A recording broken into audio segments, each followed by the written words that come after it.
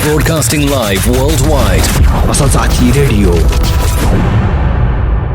नमस्कार। असल साथी मिडियाको माध्यमबाट कार्यक्रम असल संवाद इन्टरनेटको माध्यमबाट हामीलाई हेर्न र सुन्नका निमित्त बस्नुभएका सम्पूर्ण आदरणीय श्रोताहरूमा कार्यक्रम असल संवादको यो अर्को नयाँ श्रृङ्खलाको तर्फबाट म विष्णु बरालको स्वागत छ। कार्यक्रम असल संवादमा हामीले विभिन्न फरक विषयमा फरक व्यक्तित्वहरूसँग कुराकानी गर्दै आइरहेका छौँ र आज पनि हामी फरक कुराकानी गर्नका निमित्त यति बेला हामी राष्ट्रिय पशु प्रजनन कार्यालय कास्कीमा रहेका छौँ, लामबाटामा रहेका छौँ र आज हामी विशेष कुराकानीमा जुट्नेछौँ। विशेष गरी कम उत्पादन क्षमता भएका गाई, भैँसी, भेडा, बाख्राहरूमा कृत्रिम गर्भाधानको माध्यमद्वारा नस्ल सुधार गरी दुध तथा मासुजन्य पदार्थको वृद्धि गर्नु नै अहिलेको आवश्यकता रहेको छ र विशेष गरी कतिपय कृषक दाजुभाइ हुनुहुन्छ, पशुपालक कृषक दाजुभाइ हुनुहुन्छ, उहाँहरूले पुरानै कृषि प्रणालीलाई अवलम्बन गरिरहनु भएको छ। उहाँहरूले नयाँ प्रविधिको बारेमा त्यति थाहा छैन, नयाँ प्रविधिलाई पछ्याउनु भएको छैन। गाई, भैँसी, भेडा, बाख्रा त पाल्नु भएको छ, उहाँहरूले दुधको उत्पादनमा एकदमै वृद्धि भएको छैन, दुधको उत्पादनमा ह्रास आइरहेको छ, मासुजन्य पदार्थमा पनि ह्रास आइरहेको छ भन्ने कुराहरू पनि धेरै हामीले सुनिरहेका छौँ र कृषक दाजुभाइहरूले दुःख गरेको अनुसार त्यति दुधको उत्पादकत्वमा वृद्धि भएको छैन, मासुजन्य पदार्थमा पनि त्यति उत्पादन भएको छैन र आजको यस कार्यक्रममा हामीले विभिन्न विषयसँग कुरा गर्ने गरेछौँ। विशेष गरी कृत्रिम गर्भाधान भनेको के हो, कृत्रिम गर्भाधान किन गरिन्छ र कृत्रिम गर्भाधान गर्दाखेरि गाई, बस्तु तथा पशुहरूमा के कस्तो फरक पाइन्छ भन्ने कुरा आजको श्रृङ्खला हामी कुराकानी गर्नेछौँ र यो कुराकानीले पक्कै पनि तपाईँलाई आजको विषय खास पनि रहन सक्छ, विशेष गरी कृषक दाजुभाइहरूलाई। र आजका हाम्रा प्रमुख अतिथि हुनुहुन्छ राष्ट्रिय पशु प्रजनन कार्यालय कास्कीका प्रमुख डाक्टर नारायण प्रसाद शर्मा हुनुहुन्छ। उहाँलाई हामी कार्यक्रममा स्वागत गर्छौँ। सर नमस्कार, कार्यक्रममा यहाँलाई स्वागत छ। धन्यवाद सर। विशेष गरी हामी कृषिसँगै सम्बन्धित रहेका यो पशु नस्ल सुधारको विषयमा हामी कुराकानी जमर्कोमा गरिरहेका छौँ र विशेष गरी पशु कृत्रिम गर्भाधान के हो हैन, यसमा अब कस्तो हुन्छ, यो पशु कृत्रिम गर्भाधान कसरी गराइन्छ र यो गराउन किन जरुरी छ, अलिकति प्रश्न पारिदिनु न। धन्यवाद सर। अब पशुमा कृत्रिम गर्भाधान भन्ने विषयको सन्दर्भमा हजुर हामीले खास गरी कृषकहरूले पाल्नुभएको गाई, भैँसी र बाख्रामा कृत्रिम गर्भाधान दुई तरिकाबाट हामीले चाहिँ प्रजनन गराउन सक्छौँ। एउटा तरिका भनेको चाहिँ प्राकृतिक प्रजनन हो। त्यसमा हामीले प्राकृतिक रूपमा चाहिँ जुन राँगो, साँडे र बोकाबाट क्रमशः भैँसी, गाई र बाख्रामा गर्भाधान गराउँछौँ। त्यो एउटा परम्परागत रूपमा चलिआएकै कुरा हो। अर्को चाहिँ गर्भाधानको अर्को विधि अथवा माध्यम भनेको कृत्रिम गर्भाधान हो। यसमा हामीले हुन त प्रयोग हुने जुन गर्भधानको लागि प्रयोग हुने जुन बिर्य हुन्छ त्यो त सम्बन्धित जातको, सम्बन्धित पशुकै नै हुन्छ र यसमा चाहिँ हामीले त्यो सम्बन्धित पशुको प्रयोग नगरेर त्यो पशुबाट, भाले पशुबाट सङ्कलन गरेर प्रशोधन गरेर एउटा चाहिँ जमेको अवस्थामा राखेको बिर्यबाट हामीले गर्भाधान गराउँछौँ र कृत्रिम विधिबाट। त्यसै भएको हुनाले यसलाई हामीले कृत्रिम गर्भाधान पनि भनेर भन्छौँ होइन। र अहिले के छ भने विश्वव्यापी रूपमा खास गरी चाहिँ पशु पक्षीमा नस्ल सुधार गरेर उत्पादकत्व वृद्धि तपाईँको गर्ने एउटा सशक्त माध्यम, विज्ञानबाट प्रमाणित माध्यम र निर्विकल्प विधि भनेको चाहिँ प्राकृतिक गर्भाधान हो। जति पनि विश्वका विकसित मुलुकहरूले दुधको उत्पादकत्व, मासुको उत्पादकत्व वृद्धि गरे, त्यसको चाहिँ त्यो गर्नमा चाहिँ प्रजनन विधिमा चाहिँ कृत्रिम गर्भाधानको माध्यमबाटै यो सफल चाहिँ सम्भव भएको हो। यसमा के हुन्छ भने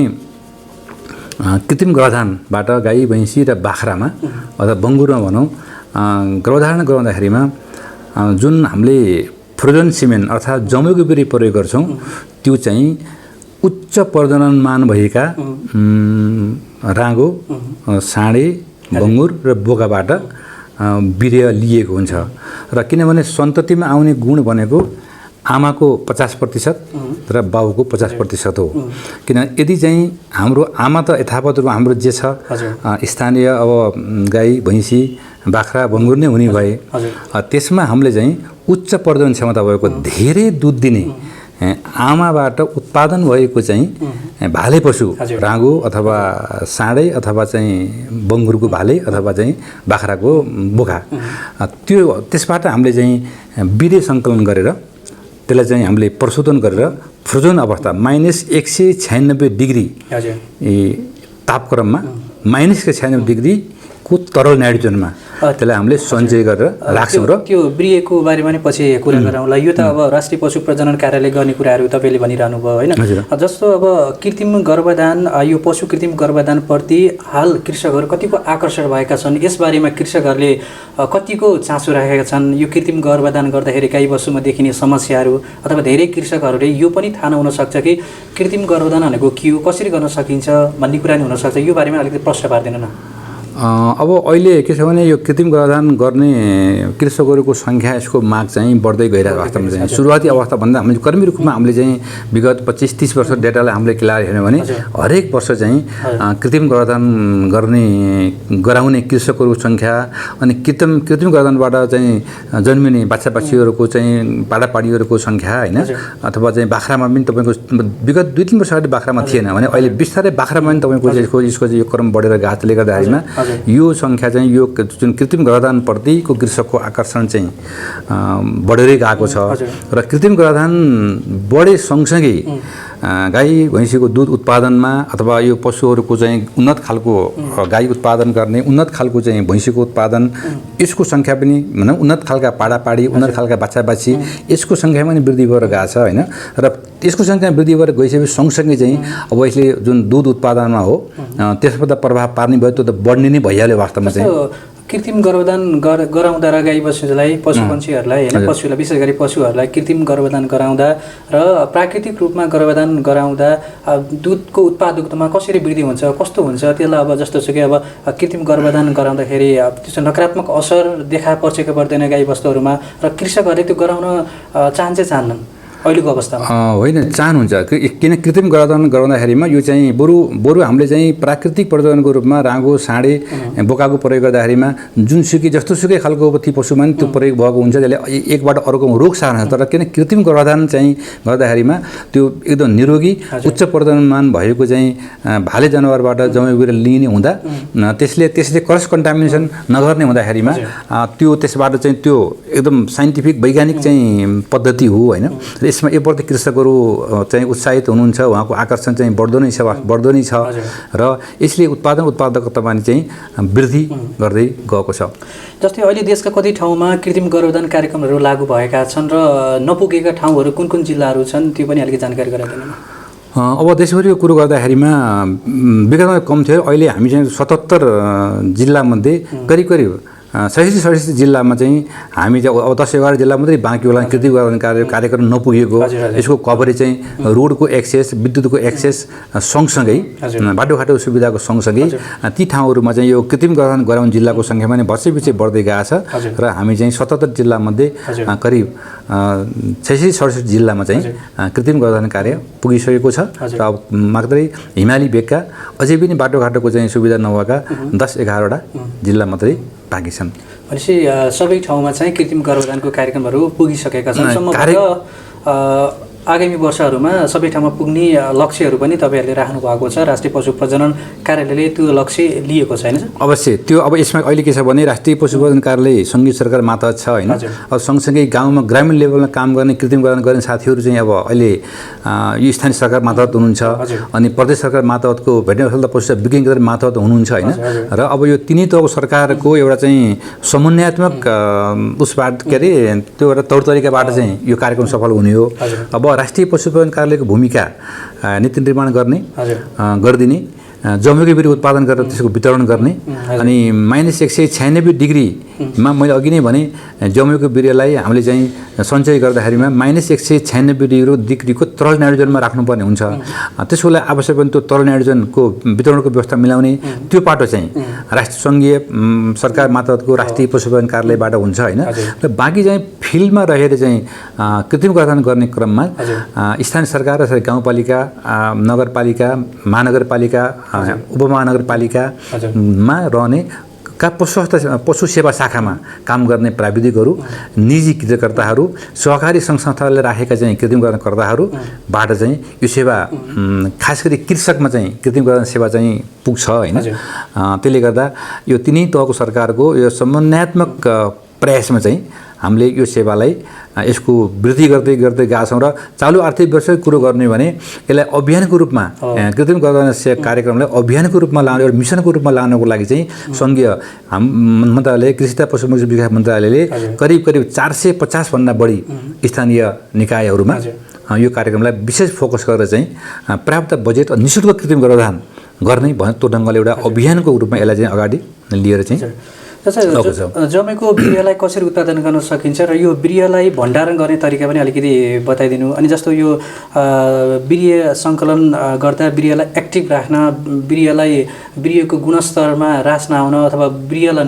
नमर्नका लागि यो कतिसम्म भण्डारण गर्न सकिन्छ, भण्डारण गरेको कति समय अथवा कति वर्ष समय यसलाई युज गर्न सकिन्छ, पशुहरूमा यो गर्भधान गराउन सकिन्छ, कृत्रिम गर्भधान गराउन सकिन्छ, यो पनि जानकारी गराइदिनु। हस्, धन्यवाद। अब यसको के छ भने यो कृत्रिम गर्भधारणको लागि चाहिँ आवश्यक पर्ने जमेको बिरुवा यो हामीले राष्ट्रिय पशुप्रजन केन्द्र नेपालको कुरो गर्दा हामी चाहिँ राष्ट्रिय पशुप्रजन कार्यालय पोखरा, त्यसै गरी राष्ट्रिय पशुप्रजन कार्यालय लाहान र राष्ट्रिय पशुप्रजन कार्यालय नेपालगञ्ज 3 ठाउँबाट हामीले चाहिँ जमेको बिरुवा उत्पादन गर्छौँ। र अहिले पोखरा त धेरै पहिलादेखि नै जमेको बिरुवा उत्पादन गर्दै आएको संस्था हो। त्यसै गरी लाहानले क्रमिक रूपमा विकास गर्दै गएको छ, त्यहाँ पनि जमेको बिरुवा उत्पादन खास गरी चाहिँ यो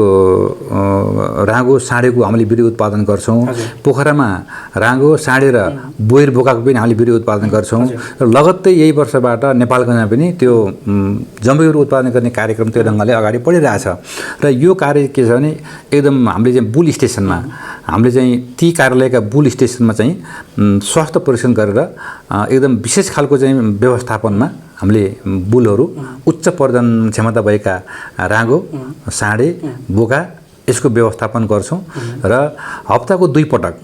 हामीले चाहिँ ती पशुहरूबाट एउटा हामीसँग कसरी जमेको बिरुवा सङ्कलन गर्ने, त्यसलाई प्रशोधन गर्ने भन्ने हाम्रो प्रोटोकल छ। र त्यो प्रोटोकल अनुसार चाहिँ एकदम स्वस्थ तरिकाले असल अभ्यासका साथ हामीले चाहिँ हप्ताको 2 पटक पोखराको कुरो गर्दा राष्ट्रिय पशुपालन कार्यालय पोखराको कुरो गर्दा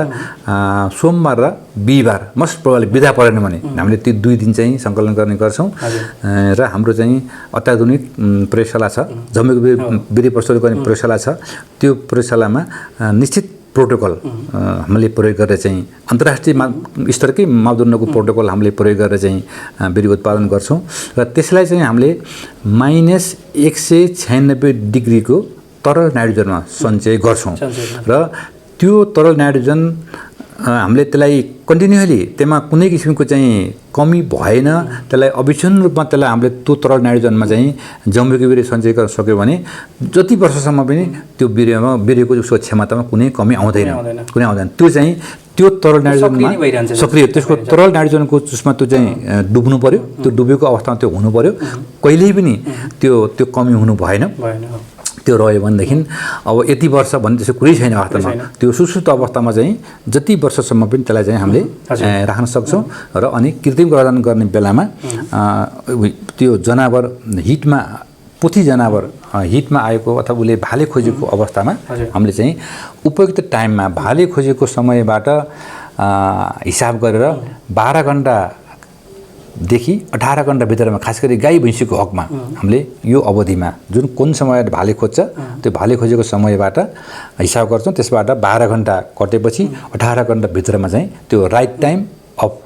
कृग अथवा कृत्रिम गर्भधारण उपयुक्त समय त्यो हो। त्यो समयमा गाई भैँसीमा हामीले चाहिँ कृत्रिम गर्भधारण गर्ने काम चाहिँ गर्छौँ। हप्ताको 2 पटक वृय सङ्कलन जमेको वृय सङ्कलन गर्नुहुन्छ भन्नुभयो होइन, एक पटकबाट राँगो साँडेबाट बुकाबाट एक पटकमा कति जति वृय सङ्कलन हुन्छ? जस्तै अब वृय सङ्कलन गर्नको लागि त पशुहरूको राम्रो खानपान हुनु पर्यो, आहार हुनु पर्यो होइन, त्यसै गरी प्रोटिनयुक्त खानेकुराहरू, त्यसै गरी अन्य किसिमका गाई भैँसीलाई चाहिने पोषक तत्त्वहरू, जनावरलाई चाहिने पोषक तत्त्वहरू चाहिन्छ, त्यो कसरी मिलाउनुहुन्छ? अनि अर्को कुरा चाहिँ अलिकति जनावरहरूलाई यङ राख्नको लागि, अलिकति भर्खर अलिकति एकदमै स्वस्थ राख्नको लागि, त्यसको लागि पनि जस्तो मान्छेमा चाहिँ अलिकति फिटनेस गर्ने, हिन्डुल गर्ने हुन्छ नि, गाई भैँसीमा त्यस्तो हुन्छ हुन, अलिकति स्वस्थ राख्नको लागि वृय सङ्कलनमा अझै उत्पादन बढी होस् हुनका लागि त्यस्ता कुरा गतिविधि हुन्छ हुन पशुहरूमा? एकदम राम्रो प्रश्न। वृय उत्पादनको लागि प्रयोग गरिने राँगो साँडे बुकालाई हामीले एकदम विशेष खालको चाहिँ आधुनिक खालको गोठमा त्यसको व्यवस्थापन गर्छौँ। त्यसको जुन सरसफाइमा उत्तिकै हामीले ध्यान दिइरहेका हुन्छौँ र सँगसँगै उसको खानपानमा विशेष खालको चाहिँ अब घाँस परालदेखि लिएर चाहिँ सन्तुलित दाना आहारमा उत्तिकै हामीले ध्यान दिइरहेका हुन्छौँ। उसको चाहिँ अब त्यो एक्सर्साइज अघिको कुरो, उसको एक्सर्साइज हरेक दिन हामीले चाहिँ एउटा हामीसँग चाहिँ 2वटा बुल एक्सर्साइजर छ। त्यो बुल एक्सर्साइजरमा हामीले बुलहरूलाई राँगो साँडेलाई त्यसलाई एक्सर्साइज गरेर घुमाउने कामहरू हामीले गरिरहेका हुन्छौँ। धुने पखाल्ने अनि त्यसलाई ग्रुमिङ गर्ने, कोर्दिने, त्यसलाई मुसार्ने हुन्छ नि, गुरुमाले ब्रसले त्यसलाई हामीले कोर्दिने, धुलो झार्ने, सफा गर्ने, अनि रौँहरू काट्ने। जस्तै पिपिस हुन्छ हामीले योनाङ्गमा जुन रौँहरू हुन्छ त्यसबाट 4 नोजमा हामीले त्यो रङ्गले चाहिँ उसको चाहिँ वृय सङ्कलन गर्नुभन्दा 1 दिन अगाडि अथवा 23 दिनको बिहानैबाट हामीले त्यसको चाहिँ त्यो अङ्गको वरिपरि भएका अनावश्यक रौँहरू काट्दिने, धुलोहरू झार्ने, पुछ्ने, ताकि वृय सङ्कलन गर्दाखेरिमा त्यसमा कुनै किसिमको चाहिँ फोहोरहरू नपरोस्, त्योमा हामीले ध्यान दिएका हुन्छौँ। र ती चाहिँ पिरियोडिक रूपमा तिनलाई चुस्त दुरुस्त र राम्रो खालको वृय उत्पादन गर्नु होला हामीले तिनलाई चाहिँ विभिन्न खालका चाहिँ अति आवश्यक भिटामिन्सहरू, खनिजहरू, फस्फोरसका यस्ता खालका सुईहरू, इन्जेक्सन हामीले चाहिँ पिरियोडिकल्ली दिइरहेका हुन्छौँ। त्यही ढङ्गले चाहिँ सङ्क्रामक रोगको प्रकोप नभए हामीले खोरेत रोग जस्ता खालका एचएस भ्यागुते चरचरी जस्ता खालका रोगको विरुद्धमा हामीले पिरियोडिकल्ली खोप लगाइरहेका हुन्छौँ। त्यस्तै गरेर चाहिँ हामीले चाहिँ कुनै किसिमको रोगको सङ्क्रमण बाहिरबाट नहोस् हामीले जैविक सुरक्षा जुन मान्छेको मुभमेन्ट, अनावश्यक नयाँ मान्छे नौलो मान्छेको त्यसमा खोरभित्र पस्ने मुभमेन्ट गर्ने, त्यो कुरामा हामीले चाहिँ विशेष रूपमा ध्यान दिएका हुन्छौँ। अनुमति बिना अथवा चाहिँ कुनै प्रोटोकल पालन नगरिकन चाहिँ गोठमा काम गर्ने ज्यामी बाहेक हामी पनि फिल्डमा गएको छौँ, हाम्रो प्राविधिक फिल्डमा गएको छ भने ऊ आएर नुहाई कपडा धुने, सुकाउने, नुहाउने 2 पल्ट नगरेसम्म त्यो पनि खोरभित्र गोठभित्र पस्न पाउँदैन, किनभने बाहिरबाट केही किसिमको रोगहरू आउन सक्छ भनेर त्यो ढङ्गले हामीले चाहिँ जैविक सुरक्षा पनि कायम गरेर चाहिँ ती पशुहरूलाई जसबाट हामीले जमेको वृय उत्पादन गर्छौँ तिनलाई स्वस्थ एकदम तन्दुरुस्त अवस्थामा राख्छौँ। एउटा राँगोबाट अथवा साँडेबाट कति जति वृय सङ्कलन हुन्छ? यस्तो छ सर, अब त्यसमा उसले कति भोल्युममा चाहिँ उसले सिमेन इजाकुलेट गर्छ दिन्छ भन्ने कुरो भर पर्छ। अब त्यो चाहिँ रागो अनुसार कसैको चाहिँ 2 ml 3 mlदेखि 7 mlसम्म पनि तिनीहरूले चाहिँ जुन फ्रेस सिमेन्ट दिन्छ होइन, त्यसलाई हामीले चाहिँ साइन्टिफिक एउटा पद्धति छ वास्तवमा चाहिँ एउटा 0.25 ml वा 0.5 ml को चाहिँ स्ट्रोमा 2 करोडभन्दा कम त्यो वीर्य नहुने गरी हामीले चाहिँ त्यसरी डोज मिलाएका हुन्छौँ। त्यो अन्तर्राष्ट्रिय मापदण्ड हो र त्यो अनुसार चाहिँ हामीले चाहिँ अनि डोज गराउँदाखेरिमा जस्तै एक पटकको एउटा राँगो अथवा साँडेले एक पटक चाहिँ उसले इजाकुलेट गर्यो, उसले चाहिँ दिएको वीर्यबाट प्राकृतिक गर्भाधानमा त एकै पटकमा सकिन्छ भने यो कृत्रिम गर्भाधान गर्नु हामीले त्यसबाट चाहिँ त्यसको त्यो उसले दिएको सिमेन्टको अथवा त्यो वीर्यको चाहिँ फ्रेस अनि ताजा वीर्यको भोल्युम हेरेर 100 डोज 150 डोज 200 डोजसम्म होइन, यो ढङ्गले उसले कति मात्रामा चाहिँ दियो अनि त्यसरी कति कन्सन्ट्रेसनमा कुन खालको कन्सन्ट्रेसन उसले चाहिँ वीर्य दियो त्यसलाई पहिला हामीले हेर्छौँ र अनि त्यो आधारमा चाहिँ हामीलाई एक डोजमा 2 करोड एकदम एक्टिभ स्पर्मेटोजोआ हुनको लागि कति डाइल्युटर मिसाउनुपर्छ त्यसलाई हामीले हिसाब गरेर अनि त्यसरी हामीले चाहिँ अन्तर्राष्ट्रिय मापदण्ड अनुसार हुने गरी मैले भने यहाँलाई त्यो 100 डोज पनि हुनसक्छ बन्द एक पटकमा होइन, 100 डोज बनिन्छ। एउटा बुलले तपाईँको चाहिँ आफ्नो लाइफ टाइममा 1 लाख 1.5 लाख इभन 2 लाखसम्म पनि राम्रो खालको दिदिन्छ भने उसले चाहिँ अब भनौँ न हामीले चाहिँ खास गरी चाहिँ 3 वर्ष कटेपछि 3 वर्षको उमेर पुरा भएपछि जम्बीको बिरी उत्पादन गर्न सुरु गर्छौँ र करिब 9 वर्ष इभन राम्रोसम्म 10 वर्षसम्म त्यसको हामीले बिरी लिँदाखेरिमा एउटै तपाईँको रागो अथवा 12.5 उसको लाइफ टाइममा हामीले होइन लाखौँ बोका पनि त्यही हो 3 वर्ष पुग्नै पर्छ बोकाको पर्दैन भने त्यसको चाहिँ 2 वर्षदेखि हामीले सुरु गर्न सक्छौँ होइन त्यो भने उसको लाइफ टाइम हामीले चाहिँ लाखौँ बिरिया जस्तै बिरिया लिन्छौँ यो जमेको बिरियालाई उत्पादन गर्नको लागि अथवा सङ्कलन गर्नको लागि अब पशु के अरे पोथीलाई त्यही ल्याउनु पर्छ कि अथवा कुनै कृत्रिम योनि ल्याएर प्रजनन गरेर त्यो बिहे निकालिन्छ कि कसरी चाहिँ पनि अलिक जारी गराइदिनु ठिक हो सर यो यसको लागि चाहिँ हामीले अब पोथी पशुलाई त्यहाँ ल्याइँदैन ल्याउनु पर्दैन डमी भन्छौँ पोथी पशु नै आकारका उनीहरू चढ्ने त्यो खालको चाहिँ डमीहरू हुन्छन् त्यो डमीमा हामीले उनीहरूलाई चाहिँ माउन्ट गराउँछौँ र तपाईँले भने जस्तै अघि भन्नुभयो आर्टिफिसियल भेजाइन होइन एभी भन्छौँ हामीले त्यसमा चाहिँ उपयुक्त तापक्रमको चाहिँ पानी हुन्छ होइन त्यहाँ त्यसभित्र अनि जुन चाहिँ तापक्रम लाइभ एनिमलमा लाइभ फिमेल अथवा भनौँ न गाई भैँसीमा हुन्छ त्यही खालको तापक्रम मेन्टेन हुन्छ र त्यो आर्टिफिसियल कृत्रिम योनिमा उसको चाहिँ अब उसले माउन्ट गरेपछि त्यहाँ उसले चाहिँ बिर्यो दिन्छ अनि त्यसलाई हामीले चाहिँ सुरुमा उसको चाहिँ अब विभिन्न quality test physical quality test गर्छौँ त्यसपछि उसमा चाहिँ जमिएको बिर्योको चाहिँ सङ्ख्या त्यसलाई हामीसँग विशेष खालका मेसिनहरू फोटोमिटरहरू छन् होइन त्यसमा हामी त्यसको हेर्छौँ माइक्रोस्कोपहरू छ हाम्रो सफ्टवेयरहरू छ के अरे त्यो खालको इक्विपमेन्टहरू छ त्यसबाट हामीले हेर्छौँ र त्यसपछि अनि त्यहाँबाट त्यसलाई कति कन्सन्ट्रेसन कति एमएल डाइल्युटर दिने भन्ने त्यसबाट हामीले तय गर्छौँ हिसाब आउँछ अनि त्यसबाट हामीले चाहिँ डाइल्युटरमा चाहिँ त्योलाई मिक्स गरेर अनि त्यो अनुसार हामीले चाहिँ अनि सिमेन्टलाई अटोमेटिक सिलिङ अटोमेटिक रूपमा चाहिँ फिलिङ अनि सिलिङ र प्रिन्टिङ गर्ने खालको हामीसँग अत्याधुनिक अन्तर्राष्ट्रिय मापदण्डकै हामीसँग चाहिँ त्यो फिलिङ सिलिङ र प्रिन्टिङ मेसिन छ अनि त्यसमा लगेर हामीले चाहिँ त्यसलाई चाहिँ फिलिङ गर्छौँ अनि सिलिङ हुन्छ प्रिन्टिङ हुन्छ अनि त्यसलाई क्रमशः हामीले चाहिँ अनि बिस्तारै पहिला सुरुमा चाहिँ त्यो 4 डिग्री तापक्रममा होइन पहिला रुम टेम्परेचरमा त्यसपछि 4 डिग्री तापक्रममा त्यसपछि गएर त्यसलाई चाहिँ अब झार्दै गएर हामी चाहिँ -140 डिग्री हुँदै गएर -196 डिग्रीमा चाहिँ हामीले त्यसलाई चाहिँ त्यो राख्छौँ हेर्छौँ त्यसपछि त्यसको चाहिँ भाइबिलिटी त्यसको चाहिँ मोटिलिटी सिमेन्टको चालहरू हेर्छौँ अनि त्यसबाट अनि सबै त्यो राम्रो देखिएपछि अनि त्यसलाई हामीले चाहिँ अनि त्यो सबै उहरू चाहिँ प्रोसेसहरूमा एकदम प्रोसेसहरू चाहिँ पार गरेर अनि एकदम मोटिलिटी त्यसको चाहिँ जुन चलाइ हुन्छ सूर्यको त्यसको चाहिँ जीवितता उसको भाइबिलिटी उसको चाहिँ मोटिलिटी त्यसको चाललाई चाहिँ हामीले हेरेर 45% भन्दा कम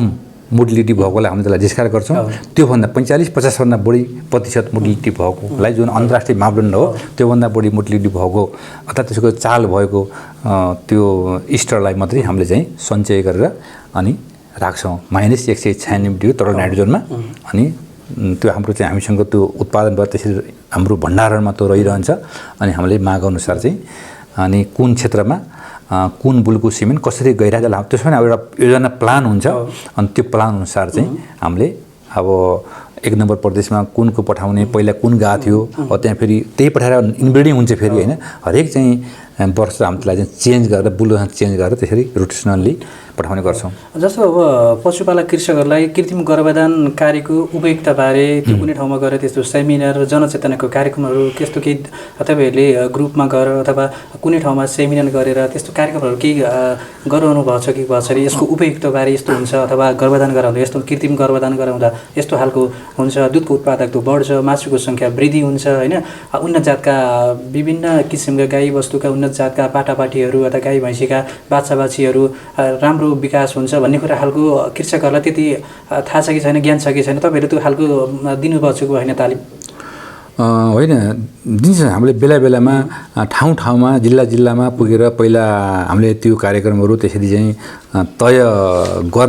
गर्थ्यौँ होइन त्यसबाट प्रभाव पनि राम्रो पर्छ प्राविधिकहरू होइन कृत्रिमकरण गर्ने कृषककर्ताहरू अनि अब व्यवसायिक कृषकहरू होइन अनि व्यवसायिक चाहिँ अरू अन्य सङ्घ संस्थाहरूका प्रतिनिधिहरूलाई हामीले बोलाएर चाहिँ अब चाहिँ अहिलेको सातै प्रदेशका विभिन्न ठाउँहरूमा त्यो कार्यक्रमहरू चाहिँ हामीले गर्दै आएका हौँ। विगत 1.5 वर्ष जति भयो जुन कोभिडको चाहिँ एउटा त्रास देखियो नि आजभन्दा 1.5 वर्ष अगाडि भनौँ करिब 1.5-2 वर्ष हुन लाग्यो होइन यो देखा परिसकेपछि अनि अलिकति अब हजुरले बुझिहाल्नुभयो अब मास ग्यादरिङ गर्नु नहुने मुभमेन्ट गर्नु नहुने ती कन्ट्रोल गर्दाखेरिमा अब चाहिँ अब ती प्रोटोकल अब यो कोभिड रोगलाई नियन्त्रण गर्ने प्रोटोकल पालना गर्ने क्रममा त्यो अलिकति हाम्रो पातलो भएको छ कोभिड पछि होइन कोभिडभन्दा अगाडि हामीले चाहिँ ती कार्यक्रमहरू गर्थ्यौँ र हाम्रा कार्यक्रम गत वर्ष पनि थियो त्योभन्दा पहिला वर्ष पनि थियो र कोभिड पछि चाहिँ अब निर्देशन भयो यस्ता खालका अब तालिमहरू गोष्ठी सेमिनार होइन भेला जमघटहरू यस्ताबाट चाहिँ यस्तो नगराउने भनेपछि ती कार्यक्रम हामीले चाहिँ घटाइयो पोस्टपोन गरियो होइन हटाइयो र बिस्तारै अब यो सुधार हुँदै गएपछि हामीले चाहिँ यस्ता कार्यक्रमहरू राख्छौँ प्रचारात्मक कार्यक्रमहरू राख्छौँ गर्दै जान्छौँ तालिम दिन्छौँ जनचेतना कार्यशाला गोष्ठीहरू गर्छौँ होइन यो चाहिँ रहन्छ र हामीले त्यो गर्छौँ यसैको माध्यमबाटै यो जनचेतना बढ्ने हो होइन यसको आवश्यकता महसुस हुने आवश्यकता बुझ्ने कृषकहरूले त्यो गर्छन् र गर्नुपर्छ। जस्तै हाम्रै गाउँठाउँमा भएका रैथाने जनावरहरू महत्त्वपूर्ण मानिए भने यसको संरक्षण प्रवर्धन र सदुपयोगको उचित व्यवस्थापन नभएको कारणले लोप हुने अवस्थामा पनि रहेका छन् कतिपय ठाउँमा होइन गाउँघरतिर पनि विभिन्न प्रजातिका जनावरहरू रहेका छन् तिनीहरूलाई हामीले संरक्षण प्रवर्धन त्यसको उपयुक्तबारे कसरी हामीले गर्न सकिन्छ यसको बारेमा तपाईँले के भन्नुहुन्छ? एकदम यो पनि एकदम राम्रो र एकदम सान्दर्भिक प्रश्न हो। जस्तै अहिले एकातर्फ सरलाई मैले ठ्याक्कै भने एकातर्फ हामीले चाहिँ अब हाम्रा गाई हाम्रा भैँसीहरू होइन हाम्रा बाख्राहरू न्यून उत्पादक अथवा अनुत्पादक भए थोरै उत्पादन गरे यिनलाई चाहिँ अब कृत्रिमका माध्यमबाट उन्नत नस्लका चाहिँ रागो साँडे र बोकाबाट उत्पादन बिरुवाबाट चाहिँ जमेको बिरुवा उत्पादन गरेर त्यसबाट कृत्रिमकरण गरेर चाहिँ नस्ल सुधार गर्नुपर्छ भन्ने एउटा अभियान त यो छँदैछ होइन। सँगसँगै के पनि हामीले गर्नुपर्छ भन्दाखेरिमा ठिक छ उत्पादन क्षमताको दृष्टिकोणले हाम्रा ती गाई भैँसी बाख्राको उत्पादन क्षमता कम होला तर त्यसमा रोग सहन सक्ने क्षमता रुखोसुखको वातावरणमा बच्न सक्ने क्षमता हुर्कन सक्ने क्षमता ती खालका गुणहरू अरू जुम्ल्या बाख्रामा कुरुवा जुम्ल्या तिम्ल्या पाउन सक्ने क्षमता होइन रफ व्यवस्थापनमा पनि बाँच्न सक्ने त्यहाँ पनि उत्पादन दिन सक्ने क्षमता यी खालका राम्रोसँग खालका गुणहरू पनि हाम्रा चाहिँ स्थानीय गाई भैँसी बाख्रा बङ्गुर कुखुरामा छन् र हामीले सँगसँगै चाहिँ एकातर्फ व्यावसायिक क्षेत्रमा व्यावसायिक रूपमा पशुपालन अगाडि बढेको ठाउँमा हामीले यो कृत्रिम गर्भधारणको माध्यमबाट उन्नत हाम्रा स्थानीय न्यून उत्पादक अनुत्पादक पशुपक्षीहरूलाई उत्पादकता वृद्धि गर्न त्यसलाई चाहिँ क्रस ब्रिडिङ होइन त्यसलाई चाहिँ गर्दै लग्ने एउटा त्यो कार्यक्रम हामीसँग छँदैछ र सँगसँगै चाहिँ सर्टेन ठाउँहरूमा जिल्लाहरूमा जहाँ चाहिँ ती स्थानीय पशुपक्षीको बाहुल्यता पकेट छ त्यसमा चाहिँ यथास्थितिमा त्यो वंशमा कुनै किसिमको बाह्य बीज नमिसिने गरी जात त्यो चाहिँ जिन नमिसिने गरी चाहिँ यथावस्था तिनीहरूलाई चाहिँ सँगसँगै संरक्षण सम्वर्धन गर्दै लग्ने नीति पनि छ हाम्रो वास्तवमा किनभने ती स्थानीय पशुपक्षीहरू हाम्रा भावी पुस्ताका सम्पत्ति हुन् त्यसको अध्ययन तिनैमा त्यही जगमा त्यही विषयमा टेकेर हाम्रा चाहिँ भावी पुस्ता हाम्रा आउने कमी पुस्ताले अध्ययन गर्ने त्यसबाट फाइदा बेनिफिट लिने त्यसलाई सूचित गर्ने त्यसको हामीले प्याटेन्ट राइट लिने होइन त्यो गर्नको लागि वास्तवमा हाम्रो दुईटै कार्यक्रम मैले भने व्यावसायिक ठाउँमा क्षेत्रहरूमा हामीले क्रस ब्रिडिङको माध्यमबाट हाम्रा यिनलाई चाहिँ उत्पादनशील बनाउन लग्ने र चाहिँ सर्टेन ठाउँहरूमा हाम्रा यी रैथाने पशुहरूलाई पनि संरक्षण सम्बन्धन र समुचित उपयोग गर्दै जाने ताकि हाम्रो चाहिँ यी जातहरू रैथाने जातहरू नमासिउन् खोज्न जान फेरि हामीले बाहिर कसै अरूबाट फेरि यो चाहिँ अहिले हाम्रो छ फेरि त्यो चाहिँ लोभ भएर यहाँ सकिने र बाहिर अरू विदेशबाट फेरि त्यो चाहिँ उसको प्याटेन्ट भएर उसबाट फेरि हामीले चाहिँ महँगो मूल्यमा तिरेर ल्याउनु नपरोस् त्योतर्फ पनि नेपाल सरकार कृषि तथा पशुपन्छी विकास मन्त्रालय पशु विभाग होइन हामी सचेत छौँ र यी दुवै थरीका कार्यक्रमहरू हजुरले भने जस्तै एकातर्फ चाहिँ उन्नत नस्लको उत्पादन गर्दै जाने र सँगसँगै हाम्रो रैथाने पशुपक्षी जातहरूलाई चाहिँ उचित संवर्धन पनि गर्दै जाने दुवै कार्यक्रम हामीले सँगसँगै लिएर जाने प्रयत्न गरिरहेछौँ त्यसरी अगाडि बढिरहेछौँ। कृत्रिम गर्भधान गराउँदा एक वेगदेखि अर्को वेगसम्म कति सम्ममा त्यो गाई अथवा भैँसीले त्यो एक वेगदेखि अर्को वेगसम्म ब्याउनका लागि कति टाइम लाग्छ, कति समयको अन्तर हुन्छ त्यो भन्नाले ब्याउने गर्भ अवधि भन्नुभयो? गर्भ अवधि जस्तो अब कृत्रिम गर्भधान हामीले गराइयो कुनै पनि गाई भैँसीमा गराइयो त्यो बाख्रामै कुरा गरौँ होइन, बाख्रामै गराइयो त्यो ब्याउँछन् जुन एक बेददेखि अर्को बेदसम्म अन्तर कति बेला फेरि पुनः त्यसलाई गर्भधान गराउन सकिन्छ? यस्तो सर, त्यसमा यो कृत्रिम गर्भधान गराउँदा र प्राकृतिक गराउँदा यसको गर्भ अवधिमा फरक पर्दैन। प्राकृतिक गर्भधानबाट गर्भधारण गराएर ब्याउँदा पनि त्यसको गर्भ अवधि उही नै हुन्छ। जस्तै बाख्राको चाहिँ 150 दिन हुन्छ, भैँसीको 310 दिन हुन्छ, गाईको 270-80 दिन हुन्छ होइन, यसमा प्लस माइनस 5-7 दिन होला, त्यो आउन ठाउँ छ वास्तवमा होइन। त्यो गर्भधारण गर्ने अवधि उति नै हुन्छ अनि गर्भान्तर पनि एक बेददेखि अर्को बेदको अन्तर पनि उति नै हुन्छ। खास गरी कृत्रिम गर्भधानले गर्छ के भन्दाखेरिमा कृत्रिम गर्भधान कुनै भैँसीमा गरियो कुनै गाईमा गरियो उदाहरणलाई, र त्यही जुन गाई अथवा जुन भैँसीमा कृत्रिम गर्भधान गरियो त्यसको दुध वृद्धि हुने होइन। त्यसले उन्नत नस्लको चाहिँ जमेको बिरेबाट हामीले गाईमा कृत्रिम गर्भधान गरायौँ भने त्यो गाईले जुन बाछी जन्माउँछ नि त्यो बाछीको क्षमता त्यो उसको आमाको भन्दा चाहिँ धेरै माथि हुन्छ। किनभने आमाको क्षमता त न्यून थियो, जति थियो त्यो आमाको क्षमतामा परिवर्तन आउँदैन होइन। तर त्यसमा चाहिँ त्यसमा हामीले कृत्रिम त्यो गाईमा अथवा त्यो भैँसीमा कृत्रिम गर्दाखेरिमा उच्च प्रजनन क्षमता सपोज भनौँ एउटा यसमा म जोडिहाल्छु सर। जस्तो हाम्रो स्थानीय गाई भैँसीहरू छन्, हामी कहाँ बाख्रा छन्, हामीले उन्नत जातको ब्रिय सङ्कलन गरिन्छ होइन। त्यो कृत्रिम गर्भधान गराउँदा जस्तै सामान्य गाई एउटा कृषकले भैँसी गाई पालेको छ आफ्नै गोठमा हुर्केका, अब उन्नत जातको ब्रिय सङ्कलन गरेर यहाँबाट राष्ट्रिय पशु प्रजनन कार्यालयबाट उन्नत जातको एउटा गर्भधान गराउँदा त्यो आमामा भ्रूणको विकास हुँदै जाँदाखेरि त्यो आमालाई असर गर्छ गर्दैन, जनावरलाई असर गर्छ गर्दैन, त्यो कुराको के छ? म सरलाई भन्छु, मैले सक्छु पहिला प्रश्न मैले थोरै बाँकी गर्न बाँकी छ होइन। जुन त्यही जुनमा हामीले जुन गाईमा भैँसीमा बाख्रामा कृत्रिम गर्भधान गऱ्यौँ त्यसैको चाहिँ उत्पादकता बढ्ने होइन, त्यसबाट जन्मने जुन सन्तति हुन्छ नि हातमा उसको क्षमता वृद्धि हुन्छ। किनभने त्यसमा हामीले चाहिँ त्यो आमाको भन्दा धेरै गुणा बढी क्षमता उत्पादन क्षमता भएको उत्पादन दिने क्षमता भएको रागो साँडे अथवा बोकाको प्रयोग गरेर आउँछौँ कि बिरी प्रयोग गरेर आउँछौँ। जस्तै माउमा असर गर्छ गर्दैन त्यसको वृद्धिले गर्दाखेरि मैले बुझेँ। अब त्यसपछि हजुरको वास्तवमा स्थानीय जातको चाहिँ आमा छ होइन, जनावर छ, गाई छ अथवा भैँसी छ होइन, त्यसमा चाहिँ ठुलो जातको उन्नत नस्लको जर्सी होल्स्टिन फ्रिजियनबाट चाहिँ क्रिया गर्दाखेरिमा अब त्यो भित्र गर्भको बच्चाले चाहिँ आमालाई असर गर्छ भन्ने कुरो हजुरले गर्नु वास्तवमा त्यसले गर्दैन। कहावत चाहिँ ठुलो हुन्छ जन्माउन सक्दैन भन्ने छ वास्तवमा। एउटा साइन्टिफिक कुरो वैज्ञानिक कुरो के हो भन्दाखेरिमा के भन्छ भन्दाखेरिमा कुनै पनि आमाले आफ्नो गर्भमा आफ्नो शारीरिक तौलको 10% बढी तौलको बच्चाको तौल बढ्दैन वास्तवमा। जतिसुकै ठुलो खालको चाहिँ हामीले जातको चाहिँ ऊ लगाए पनि जर्सी अथवा गाई होल्स्टिन फ्रिजियन अथवा प्रयोग गरे पनि त्यो आमा गर्भ के हुन्छ भन्दाखेरिमा गर्भको बच्चाको तौल आमाको शारीरिक तौलको म्याक्सिमम 10% बढी हुँदैन। र अनि अर्को तथ्य वैज्ञानिक तथ्यले के भन्छ भन्दाखेरिमा यदि आमा स्वस्थ छ, हृष्टपुष्ट छ, उसलाई राम्रो व्यवस्था राखिएको छ भने आफ्नो शारीरिक तौलको 10% चाहिँ त्यो बच्चाको जन्म दिनलाई उसलाई कुनै गाह्रो हुँदैन, कुनै गाह्रो पर्दैन। त्यो दुईटै वैज्ञानिक कुरा वास्तवमा चाहिँ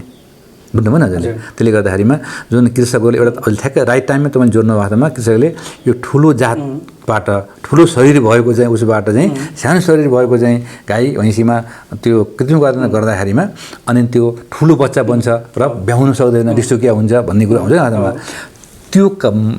यदि आमा हृष्टपुष्ट छ भनेदेखि मैले अघि नै भने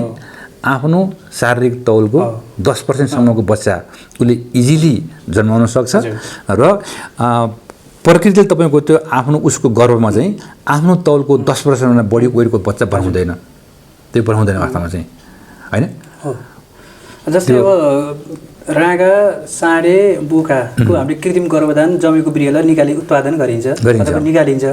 यो रागो यो बोको अथवा यो साँडे भने त्यसको बिर्या कसैले हामीले चिन्न सकिन्छ अथवा कसैले त्यसलाई गर्न सकिन्छ त्यसमा त एकदम तपाईँको चाहिँ पुरै प्रिन्ट हुन्छ हाम्रो चाहिँ हाम्रो जस्तै भनौँ न अब जर्सी गाईको चाहिँ हाम्रो त्यो ब्लू टाइपको चाहिँ स्टर छ के अरे पिङ्क टाइपको स्टर छ हैन मुर्रा हुँदैन एकदम हुँदैन त्यो पुरै त्यसमा चाहिँ पुरै अटोमेटिक सिस्टम हाम्रो हैन ट्यागिङ हुन्छ बिर्य सङ्कलन गर्ने बेलामै हामीले चाहिँ कुनकोबाट हामीले आर्टिफिसियल भेजानमा हामीले बिर्य लियौँ त्यसको ट्यागमा सेन्सिङ गर्नबाट हामीले ट्याग गर्छौँ अनि त्यो चाहिँ हाम्रो प्रयोगशालाभित्र प्रवेश गर्ने जुन हामीले पासिङ रुममा जाने बित्तिकै हामीले सेन्सिङ गनबाट चाहिँ अन्त्यमा चाहिँ एउटा हामीले चाहिँ एउटा त्यहाँभित्र चाहिँ फोटोमिटर छ त्यसमा हामीले चाहिँ त्यो उसले सङ्केत गरेपछि त्यहाँबाट त्यो एउटा पेपर निस्किन्छ अनि त्यो पेपर तपाईँको त्यसमा चाहिँ हामीले रपिङ गर्छौँ र अनि त्यो चाहिँ त्यही ढङ्गले अगाडि बढ्छ अनि त्यसको कुनै किसिम तलमाथि पर्दैन र हाम्रो चाहिँ अलग अलग जातलाई अलग अलग खालको चाहिँ कलरको चाहिँ स्टर छ अनि त्यही ढङ्गले हामीले सिलिङ फिलिङ गर्छौँ त्यो तलमाथि चाहिँ पर्दैन त्यो कलरबाट पनि एउटा पढ्न मान्छेले कलरबाट पनि थाहा पाउँछ जस्तै मुर्राको व्हाइट हुन्छ जर्सीको पिङ्क हुन्छ अब वेस्ट भेर्जिनियाको ब्लू टाइपको हुन्छ हैन यो ढङ्गले चाहिँ उनीहरूले त्यो कलरबाट थाहा पाउँछ दोस्रो कुरो चाहिँ पढ्ने मान्छेले तपाईँको त्यसको पुरै बाहिर प्रिन्ट हुन्छ हातमा चाहिँ कुन जातको अनि कुन उसको बाउ उसको चाहिँ आमा तीन पुस्ते विवरण सहित कुन कति ब्याच नम्बरमा कुन मितिमा यो बिरुवा उत्पादन गरियो त्यसको सबै विवरण उसको पेडिगिरी भन्छौँ त्यसलाई हामी अङ्ग्रेजीमा पेडिगिरी भन्छौँ नेपालीमा वंशानुगत वंशावली सहित त्यो स्टरमा हामीले चाहिँ डेट सहित ब्याच नम्बर सहित त्यो आउँछ त्यसमा तलमाथि पर्दैन जस्तै हाल अलि राष्ट्रिय पशु प्रजनन कार्यालय यहाँ पोखराको कुरा गर्नुपर्दा कुन प्रजातिका पशुहरूको बिर्या सङ्कलन हुन्छ र कति उत्पादन हुन्छ यो महिनामा कति उत्पादन हुन्छ हप्तामा 2 पटक त भन्नुभयो होइन महिनामा कति बिर्याहरू सङ्कलन हुन्छ एकदम यो पनि शान्तरी प्रश्न वास्तवमा चाहिँ अहिले तपाईँको हामीसँग भैँसीको प्रजातिमा मुर्रा रागो छ गाई प्रजातिमा हामीसँग चाहिँ जर्सी र होलिस्टियन फ्रिजियन 2 जात छ अनि हाम्रो बाख्रामा बोयर बोक्छ यिनै 4 प्रकारका चाहिँ भाले जनावर हामीले चाहिँ हाम्रो बुल स्टेसनमा व्यवस्थापन गरेका छौँ यी सबैको सङ्ख्या करिब हामीसँग 50 को जति छ यसबाट हामीले चाहिँ बिर्या सङ्कलन गर्ने गर्छौँ कहिलेकाहीँ यो अलिकति मैले मेरो कौतुलको विषय हो होइन कहिलेकाहीँ अब गाईको के अरे बिर्या होइन अरूको साँडेको बिर्या अथवा रागाको बिर्या गाईको बिर्या अरू भैँसीमा त्यस्तो अन्डरस्ट्यान्ड भएर कहिलेकाहीँ त्यस्तो भयो भने त्यस्तो हुँदाखेरि के हुन्छ भन्दा प्रजन क्षमता कस्तो ह्रास आउँछ त्यो हुँदैन सर त्यो हुँदैन त्यो हुँदैन त्यस्तो खालको चाहिँ त्यो चाहिँ हामीले गर्दैनौँ त्यो हुँदैन कहिलेकाहीँ त्यस्तो भइगरी आउने कुराहरू कहिलेकाहीँ अब त्यस्तो भयो भने के हुन्छ त्यो हुँदैन त्यो भयो भने त्यसले कामै गर्दैन होइन तर त्यो हुँदैन त्यसमा एकदम कन्सियस हुन्छौँ प्रयोगशाला कन्सियस हुन्छ त्यही ढङ्गले हाम्रो चाहिँ एकपल्ट चाहिँ त्यो लिइसक्यो त्यसको सेन्सिङ गनबाट सेन्सिङ लिइसकेपछि त्यो त्यही ढङ्गले अगाडि जान्छ त्यहाँ तलमाथि त्यो हुने सम्भावना रहँदैन जस्तै क्रसबाट जन्मेको हुन्छ नि बच्चाहरू कहिलेकाहीँ अब पशुहरूको पनि क्रसबाट जन्मेको अब खच्चड भन्ने हुन्छ होइन त्यस्तो क्रस कसरी गराउँछ त होइन क्रस त मैले अघि हाम्रो यो क्रस ब्रिडिङ हो या जस्तै भनौँ न अब हाम्रो चाहिँ स्थानीय भैँसी हाम्रो लिमी पार्कोटी भैँसी छ उदाहरण सपोज भनौँ होइन अथवा हाम्रो चाहिँ मुर्रा चाहिँ क्रस लिमीसँग क्रस भएको मुर्रा पाडी छ त्यसमा हामीले चाहिँ शुद्ध मुर्रा जातको चाहिँ रागोको चाहिँ बिर्याबाट एआई कृत्रिम उत्पादन गरेपछि त त्यो त क्रस त्यसबाट जन्मिन त क्रस भइहाल्यो जस्तै हामीसँग स्थानीय गाई छ स्थानीय गाईलाई हामीले जर्सीको सिमेन लगाएर चाहिँ कृत्रिम उत्पादन गऱ्यौँ त्यसबाट जन्मिन बाछी अथवा बाछो चाहिँ त्यो क्रस बाछी भयो त्यो जर्सी क्रस भयो होइन त्यस्तै गरेर हामीले होलिस्टियन फ्रिजियन लगाएर त्यसबाट चाहिँ हामीले स्थानीय गाईमा लगाएर हामीले बाछी अथवा बहर निकाल्यौँ त्यो पनि क्रस भइहाल्यो होइन यसरी हामीले चाहिँ त्यो त क्रस त हुन्छ त्यसको नै क्षमता बढी हुन्छ क्या उदाहरणलाई हजुरलाई मैले भनिदिउँ छालाखाला अहिले चाहिँ एउटा स्थानीय गाईको दुध उत्पादन प्रति गाई छालाखाला चाहिँ एक बेतमा एउटा स्थानीय गाईले त्यही करिब 400-450 दुध दिएला सपोज मानौँ होइन, त्यही छ त, हामीले तथ्याङ्क त्यही भन्छ भनेपछि अब पहिलो पुस्ता त्यो स्थानीय 450 लिटर प्रतिवेद दुध दिने जुन स्थानीय गाई छ त्यसमा शुद्ध नस्लको जर्सी को हामीले चाहिँ ब्रिड लगाएर त्यो गाईमा त्यसको ब्रिड कृत्रिमकरण गरेर त्यसले बाछी जन्मायो भनेदेखि जस्तै अब त्यो 450 लिटर दुध दिने क्षमताको गाईमा 10,000 लिटर दुध दिने प्रतिवेद क्षमताको आमाबाट जन्मेको बहरबाट सङ्कलन भएको बिरे त्यसमा दिने बित्तिकै एकै बेदको पहिलो पुस्तामै तपाईँ क्रस भएर चाहिँ यसको चाहिँ 3,035 लिटर दुध दिने खालको चाहिँ जर्सी गरेर बाछी जन्मिन्छ कि सर। त्यही गाई त्यही स्थानीय गाईको चाहिँ बढ्दैन, त्यही आमाको बढ्दैन वास्तवमा, उसले त आफ्नो गर्भमा उसले एउटा उसको पाठे गरिदियो होइन, त्यहाँ उसो भयो त्यसबाट जन्मिने जुन बाछी हुन्छ नि अथवा भैँसा जुन पाडी हुन्छ हातमा त्यसको क्षमता बढेर जाने हो। यहाँ कतिपय कृषकको एउटा भरम के छ भने कृत्रिमकरण गरेपछि त्यही कृत्रिमकरण गरेको पशुको त्यही गाईको पनि त्यही भैँसीको दुध बढ्छ भनेको त्यो होइन, त्यसबाट जन्मेको चाहिँ सन्तति हुर्केर बढेर अनि त्यो ठुलो गाई बनेपछि अथवा ठुलो भैँसी बनेपछि त्यसको चाहिँ क्षमता बढ्ने हो। हजुर, जस्तै अब हालसम्म गाई भैँसी भेडा बाख्रामा कति गर्नुभयो, के अरे गर्भधान गराउनु भयो, कृत्रिम गर्भधान गराउनु भयो, अहिलेसम्म यो तथ्याङ्कले कति देखाउँछ अहिलेसम्म समग्र रूपमा मैले कुरा गरिरहेको छु होइन, हालसम्म गाई भैँसी भेडा बाख्रामा कृत्रिम गर्भधान कतिसम्मको सङ्ख्यामा भइसके? अब यसमा यस्तो छ, यसमा करिब अब हामीले चाहिँ अब गत विगत वर्षको यो अब विगत भनौँ न 25-30 वर्षको इतिहासबाट हेर्ने हो भने विगत 25-30 वर्षको यसको इतिहास सुरु भयो होला, यसको सुरु गरियो होला फर्मल रूपमा होइन। अनि त्यहाँबाट हामीले अहिलेसम्मको डाटा हेर्ने हामीले हरेक वर्ष यो चाहिँ बढ्दै गएको छ र हामीले अहिले चाहिँ करिब 7 लाख होइन, 7 लाखको चाहिँ हाराहारीमा नेपालमा गाई भैँसी र उसमा चाहिँ बाख्रामा कृत्रिमकरण हुन्छ। त्योमध्ये सबभन्दा बढी बाख्राकोमा भर्खर हामीले सुरुवाती अवस्थामा 2-3 वर्षको सुरुवात भएको हिँ जमिएको सङ्कलन गरेर सुरुवाती अवस्थामा करिब त्यसको कभरेज चाहिँ 0.5 अथवा देखि 1% होला होइन। र अब त्यसमा गाई सबभन्दा बढी गाईमा र अनि भैँसीमा त्यसको चाहिँ बढी छ। हामी कार्यक्रमको अन्त्यतिर पनि आइसकेका छौँ र एउटा क्वेसन तपाईँलाई जाँदै राख्छु म होइन, जस्तो वृहय सङ्कलन गरेको कृत्रिम वृहय सङ्कलन गरेको कुनै एउटा राँगो साँडेबाट वर्षमा कति गर्भ गराउन सकिन्छ, गर्भधान गराउन सकिन्छ पशुहरूमा, कति त्यसबाट कति बच्चाहरू जन्मन सकिन्छ, पाडा पाडी कति जन्मन सकिन्छ। र अर्को कुरो अब कृत्रिम गर्भधान गराइरहेको छ कृषकहरूले होइन, पशुपालक कृषकहरूले गराइराख्नु भएको छ, कदाचित फेरि गर्भधान कृत्रिम गर्भधान गराउनु भएन, उहाँहरूले चाहिँ आफ्नै पहिलेकै जस्तो राँगाबाट कृत्रिम त्यो प्राकृतिक गर्भधान गराउनु भयो, त्यसमा पशुहरूमा कुनै असर आउँछ कि आउँदैन यो पनि भन्दैन न? भन्नाले सरले दुईवटा क्वेसन गर्नु मलाई एउटा चाहिँ राँगो साँडेले कति चाहिँ बाट कति डोज चाहिँ एक वर्षमा बच्चाहरू कति गर्भधान गराउन सकिन्छ र एउटा वृहय सङ्कलनबाट राँगो होस् होइन, साँडे होस् अथवा बोकाबाट कृत्रिम गर्भधान गराउँदाखेरि उसको वृहयबाट समग्र एक वर्षमा एउटा पशुले कति समय त्यसको पाडापाडी अथवा बोकाहरू पाउन सक्छ, त्यो पाठापाडी पाउन सक्छ भन्नु खोजेको मैले। यस्तो त्यस्तै मैले हजुरलाई यो कुरो यसो अघि पनि मैले समेटेको छु। जस्तै एक डोज जुन हामीले सिमेन्ट सङ्कलन गर्दा जमेको बिरे सङ्कलन गर्दा जुन एक डोज हामीले चाहिँ आर्टिफिसियल कृत्रिम योनिमा हामीले जुन बिरे उसले नेचुरल जुन बिरे आउँछ नि वास्तवमा त्यसको चाहिँ त्यसमा स्पर्मेटोजोआ भित्र चाहिँ त्यो शुक्रकीटको चाहिँ सङ्ख्या हेरेर त्यसको चाहिँ कन्सन्ट्रेसन हेरेर होइन हामीले डाइल्युटर प्रयोग गर्छौँ होइन। अनि डाइल्युटर राखेर एक डोजमा एउटा स्ट्रमा चाहिँ 2 करोड होइन नघट्ने गरी हामीले बिरे बनाउने क्रममा एउटै भयो। मैले भनेको चाहिँ बिहे त्यो भयो होइन, बिहेबाट जस्तै बच्चाहरू जन्मिने पाडापाडीमा जन्मिने जस्तै 20,000 10,000 5,000 कति हुन्छ भन्नु खोजेको मैले, कति सङ्ख्यासम्म त्यो उनीहरूले उत्पादन गर्न सक्छन् एउटा बुलबाट हजुर। त्यो त उसको भनौँ उसको लाइफ टाइममा लाखौँ उसले चाहिँ त्यो डोज सिमेन्ट दिन सक्ने भयो नि त। 1 लाख डोज उसले चाहिँ भन्दा बढी उसले दिन सक्छ, 1 लाख 1.5 लाख डोजसम्म उसले उसको लाइफ टाइममा एउटा बुलबाट हामीले चाहिँ एउटा राँगोबाट एउटा साँडेबाट अथवा उसबाट हामीले चाहिँ 1 लाख 1.5 लाख डोजसम्म चाहिँ हामीले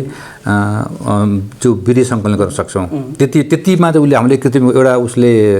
राँगो साँडेले प्राकृतिक उदाहरणलाई प्राकृतिक गर्भधान जस्तै अब कृत्रिम गर्भधान अरूमा गराउनु पर्यो, जस्तै साँडेबाट अर्को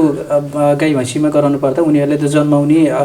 पाडापाडीहरू कतिसम्म त्यो बच्चाहरू उत्पादन गर्न सक्छ, ब्याउन सक्छ बेत भन्नु खोजेको मैले, त्यो अलिक बुझ्नु भएन सरले, त्यो कतिसम्म हुनसक्छ? गाई कति बेचसम्म भ्याउँछ भन्नु खोज्नु हो? गाईको त्यसले पाउने पाडापाडी अथवा भैँसीको भए पाडापाडी होइन बाछा बछीहरू कतिसम्म जन्माउन सक्छ भन्न खोजेको मैले त्यो त अब हजुरको सायद यहाँले चाहिँ त्यो कन्सन्ट्रेसनको कुरा गर्नुभयो होला,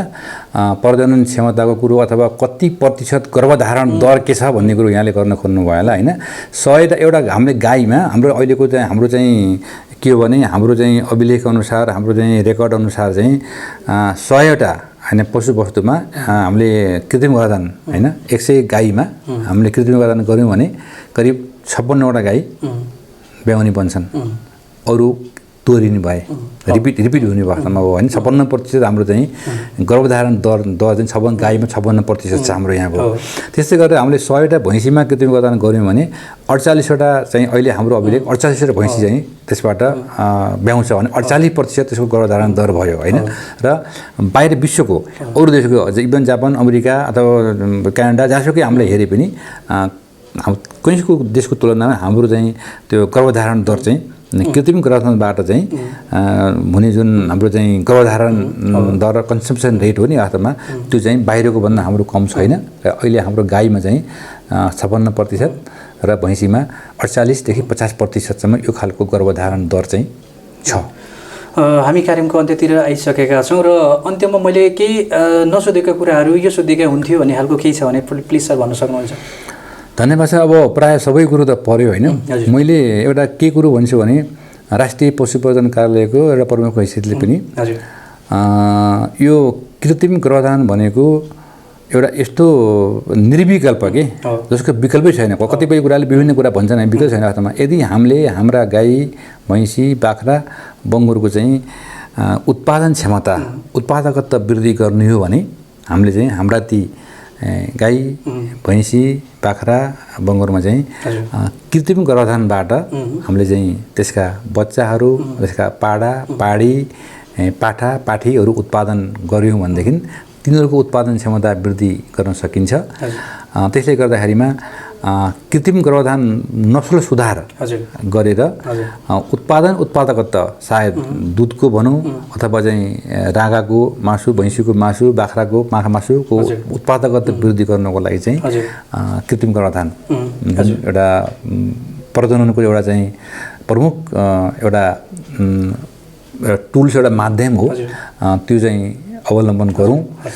रागो साँडे पाल्ने झन्झटबाट मुक्त हौँ र अनि कृत्रिम गर्भधारण कार्यक्रमलाई चाहिँ त्यसमा विश्वास गरेर चाहिँ त्यसको अवलम्बन गरौँ र आफ्ना पशुलाई होइन कृत्रिम गर्भधारण गराउँ र एउटा चाहिँ दुधको मासुको उत्पादकता वृद्धि गरेर चाहिँ आत्मनिर्भर बनौँ दुध मासु हैनमा र चाहिँ समृद्धि हासिल गरौँ भन्ने कुरो मैले केन्द्रीय कृषकलाई भन्न चाहन्छु।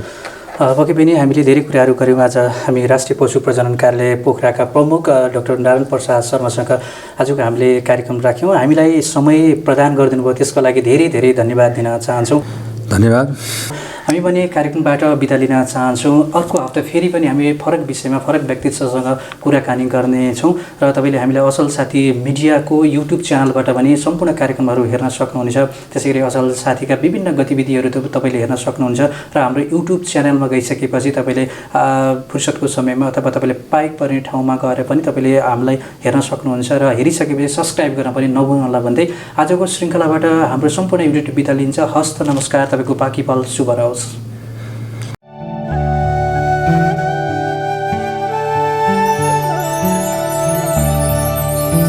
आयुर्वेदिक पद्धतिद्वारा प्राचीन कालदेखि त्वचा र शरीरका लागि प्रयोग गरिने हिमाली जडीबुटीहरूको दुर्लभ सम्मिश्रण अब